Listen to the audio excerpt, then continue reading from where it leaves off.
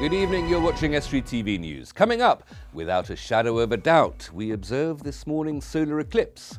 And the oldest horse race in the world, that is the oldest race, not the oldest horses, we back the GGs in the Killingcoats Derby. And I'll be reviewing the regional press this week with Steve Norton, CEO of the Grimsby Fish Merchants Association. Welcome to Estuary TV News. I'm Hugh Richards. First of all, it's over to James Dunn for the news headlines.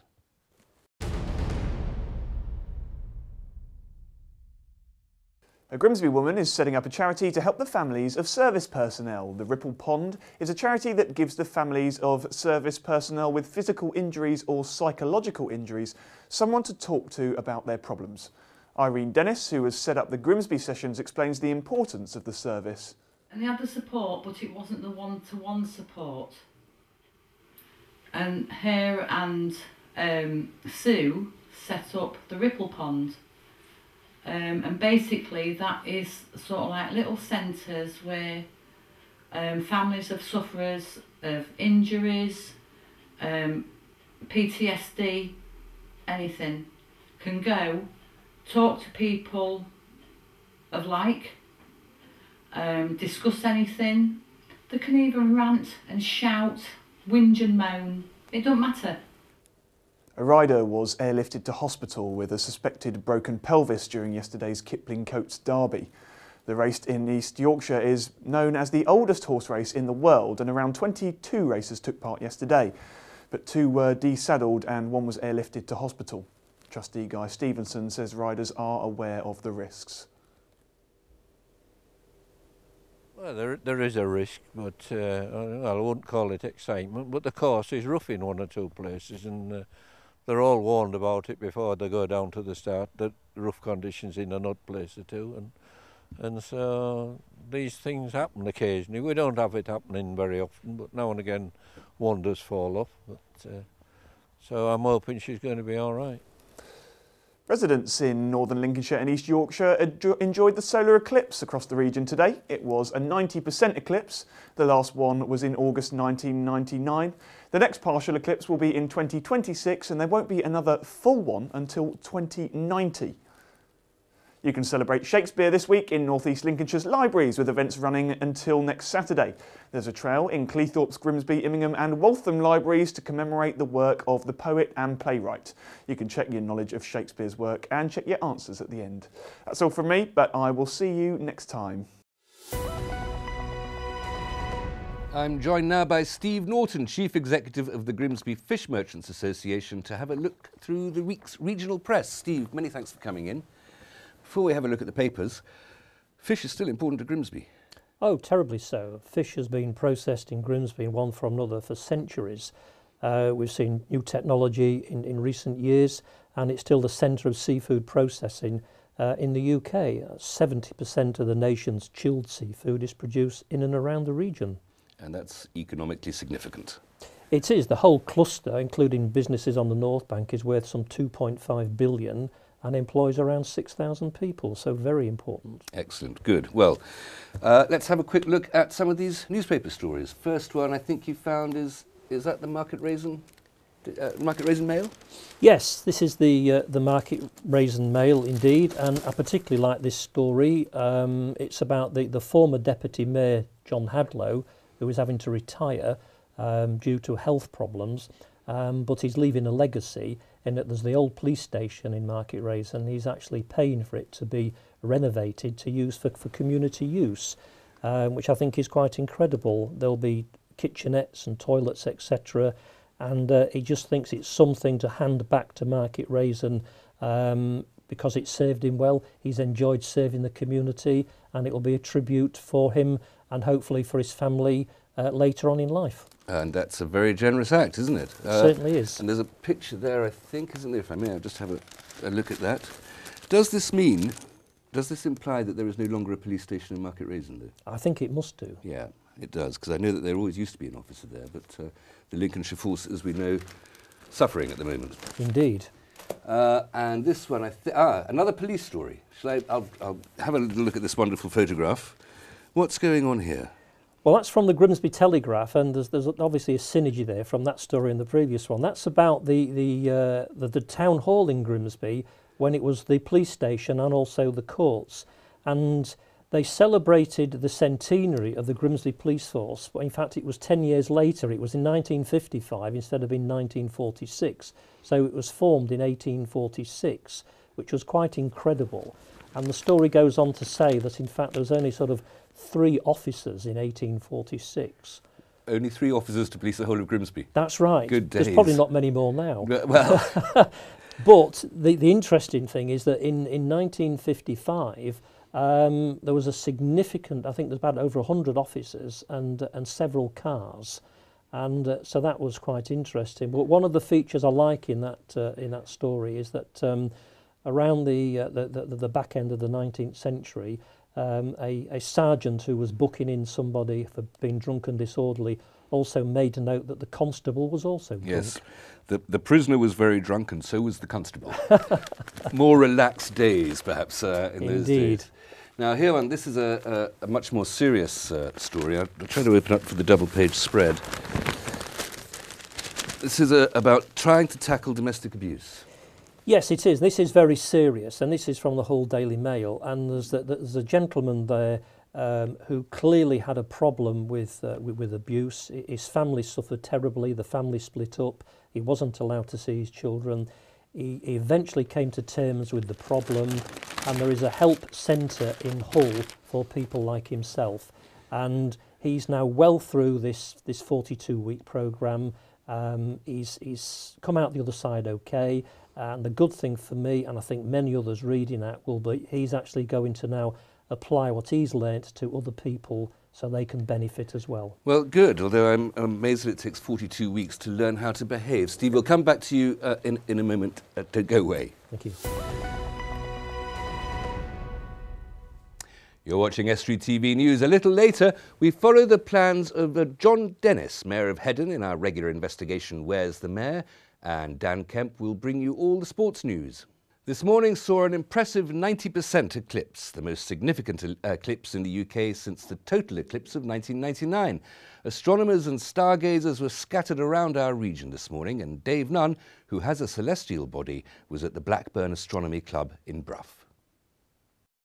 The first eclipse since 1999 drew crowds to the Blackburn leisure facilities at Brough. Even the cloud and fog didn't stop spectacular pictures from the telescope. Yes, we've managed to use a white light filter and projecting things onto a laptop, and we're taking images every 2 minutes, hopefully, to make a little film show later on. I'm quite pleased with it so far. I hope we can do the full 2.5 to 3 hours. There are around 20 people at Brough for the 90% eclipse, which was good for an event without publicity. George hopes that this event will inspire a generation of junior astronomers to join the society. Well, they'll see a 90% eclipse, which is the best we're going to get for another 20 plus years. And it's nice the number of people have come today to have a look, see, and hopefully become regular members. I think our aim is, as a society, is to encourage people to look at the stars and the planets and learn. And if they're just like looking, that's great. But if the young kids come, like we give talks to people like that, we encourage them to do the sciences. And hopefully in the years to come, they'll be scientists. It may have been cloudy, but the eclipse didn't disappoint. It was even viewable through normal digital and phone cameras and provided a spectacular shadow over Brough and the Humber. And we have some lovely pictures of this morning's eclipse sent in courtesy of Brian Jennings of Holton-le-Clay.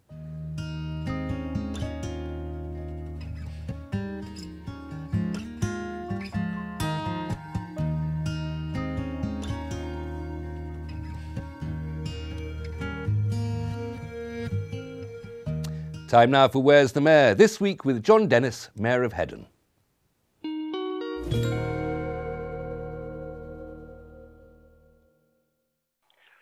Yes, indeed, March is the busiest month in the Mayor's year, and we've this month have absolutely no Sundays to ourselves. For instance, this week I went to a very interesting lecture. As the Mayor, I become president of the local Heddon Museum, and we went to a lecture learning about the restoration project at Sowerby Hall. This evening, Jennifer and I are hosting our annual civic dinner, where we will be entertaining the Lord Lieutenant and the High Sheriff and other dignitaries and civic heads from across the county.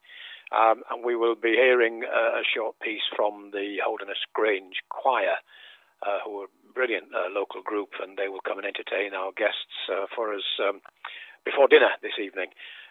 Moving on later in the week, we have more civic dinners, other town civic dinners to attend.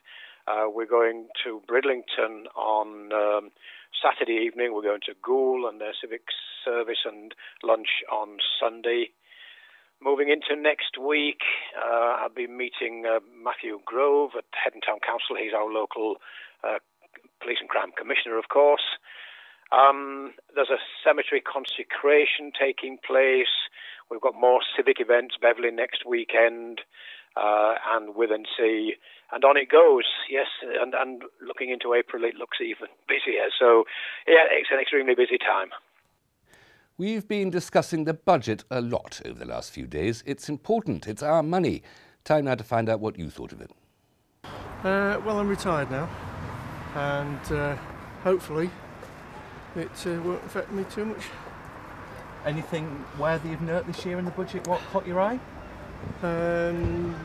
It's interesting now that we can get freedom with the pensions, and we can do what we like with it. The savings, yes. And in what respect will the savings help? Well, slightly more interest. It doesn't mean anything to us, absolutely won't help us at all. Oh, I don't know. Anything? No, don't even follow it. You don't follow politics? No. Anything worthy of note, what you thought? No. Okay. Nothing really. Nothing. A penny off a pint, is it? Yeah. Well, at least they've frozen the fuel tax, and so so that won't be good, which is a good thing, How's it going to work for your business? Is it going to benefit? No, not really. Apart from the fuel, Okay. Ever so interested in it.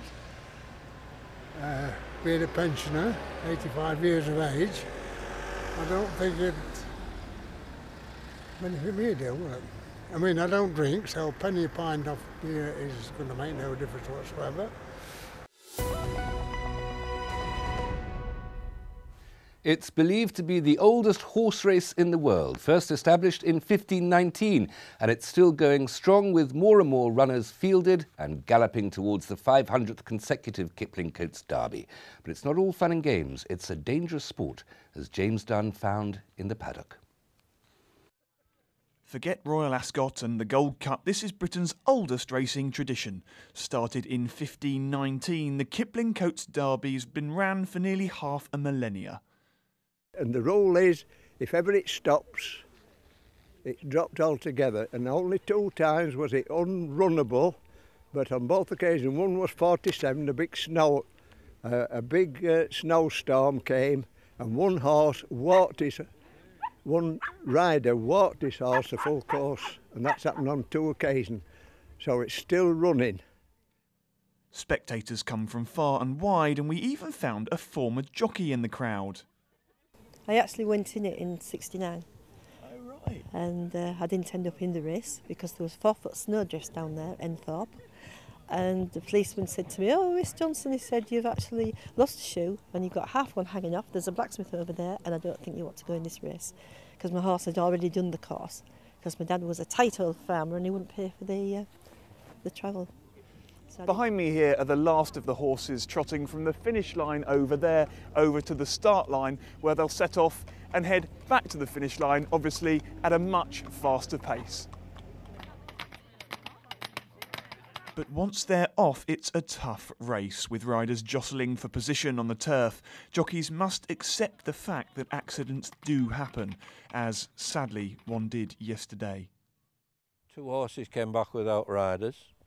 One of the riders is all right, but one, sadly, we've had to get the air ambulance to come and pick her up. She's quite badly injured. She fell, the horse rolled over on top of her or something. So that's a bit of a setback for us, really.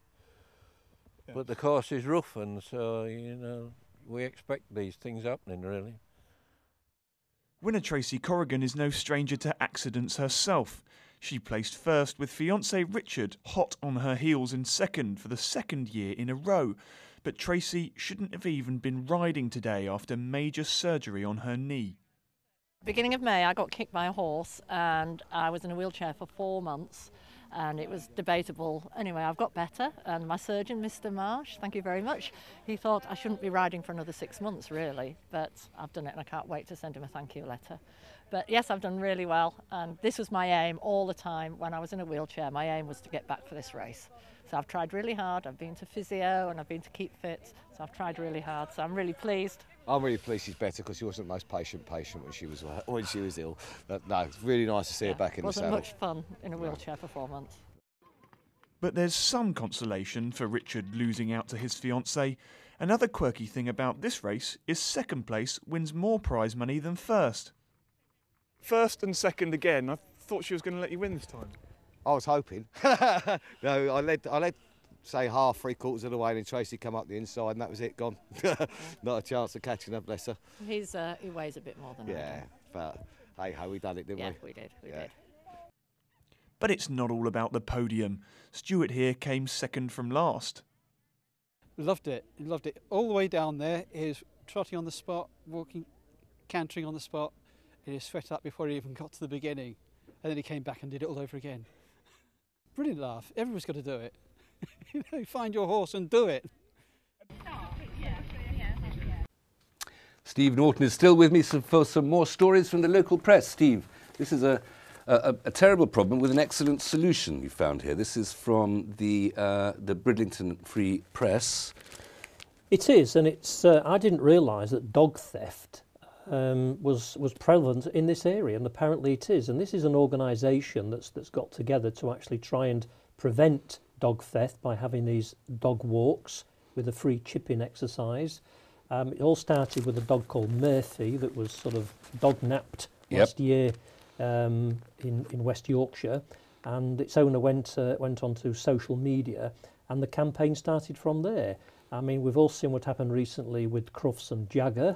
Yes, unfortunately, dreadful being story. poisoned. Yes, but here we, so here we have, local people in our region actually coming to terms. It's not just pedigree dogs, but it could be any dog that takes the eye of someone else who wants it. Well, it's a very strange thing, isn't it?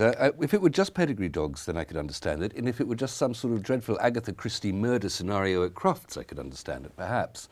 But the fact that we have stray dogs, we have dogs without homes, and we have to have places like Battersea down in London, but more of them up here in the north as well, that there are dogs without owners, and yet there are owners willing to steal dogs, not just pedigree dogs as well. Absolutely, it's bizarre. It's very strange. And of course, it is, when you lose a dog, it's an absolute tragedy. But Well, they're part of the family. They're absolutely part of the family, of course. Yes.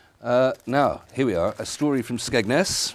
Yes, well, I'm delighted to see that the oldest hotel in Skegness has finally been given planning permission to actually expand to create, I think, a considerable amount, another 50 bedrooms and probably up to 30 jobs, which I think is magnificent. Skegness sometimes is the butt of jokes, but it is a jewel on the east coast, similar to Cleethorpes and Hablethorpe. Cleethorpes is the jewel of the Humber Riviera. Oh, absolutely. Yes, just need more palm trees. And I'm pleased to see that that's going ahead, because I think, people, love Skegness for what it is. It is a true seaside resort on the North Sea. It is very bracing at certain times of the year. It's so bracing, yes. But it's nice to see that the old building is actually having money spent on it. I think that's the thing that really appealed to me. And it's a very old part of the Skegness tourist economy, isn't it? It certainly is. It's great continuity with the past. Yeah. Cheerful story here. This one from the, which newspaper is this? The Driffield Times and Post. Yes. Again, March is sort of National Awareness Month for prostate cancer, and I think it's something that is perhaps not, or it is overlooked. It's not as highlighted as much as, say, breast cancer is. But here we have a group of people who have come together who are sufferers, and they've actually got the Driffield Male Voice Choir, who are going to put on a concert in a week's time to raise money which will go towards helping their group, but also, more importantly, to help people like Matt Millen and others support them. It's music is the way to cure disease. I think there's a certain poetry in that. Steve, thank you so much for coming in. Just one quick note, you're leaving the council, North East Lincolnshire Council, after how many years? 32. Congratulations on that, and enjoy your retirement. Thank you. Here is, as ever, Dan Kemp with all the sport.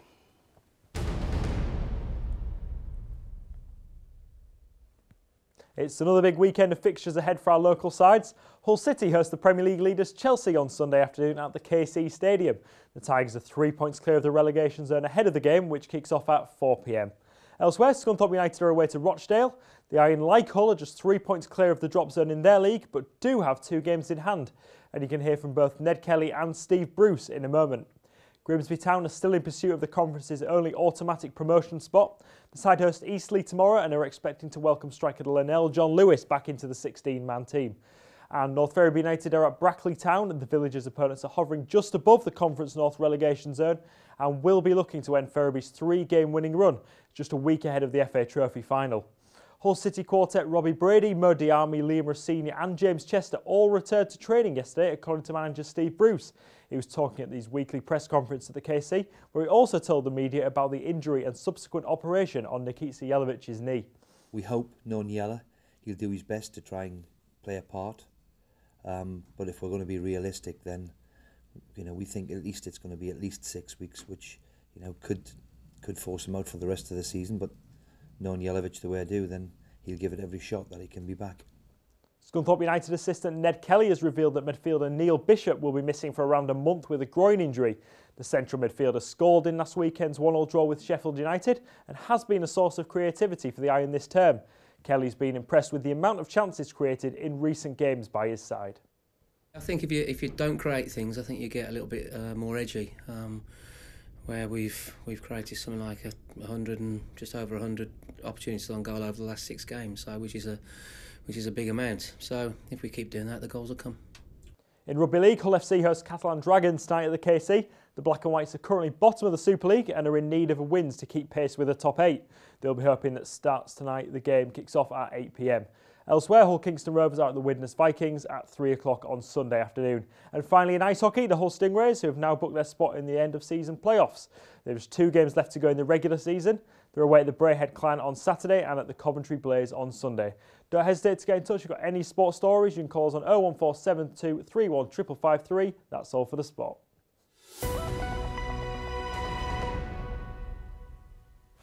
That's it for this week. Contacts on the screen: Facebook, Twitter, email news at estuary.tv or phone Grimsby 31 553. Until next week, good evening.